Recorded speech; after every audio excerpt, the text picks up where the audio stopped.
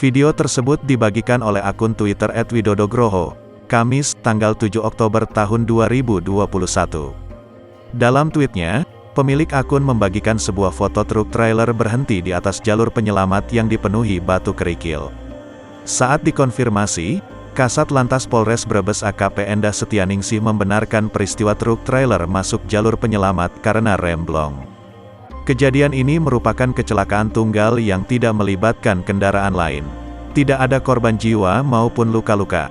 Kejadian berawal dari truk trailer bermuatan ikan yang dikemudikan Dul Kosim, 35, melaju dari arah selatan ke utara dengan kecepatan sedang.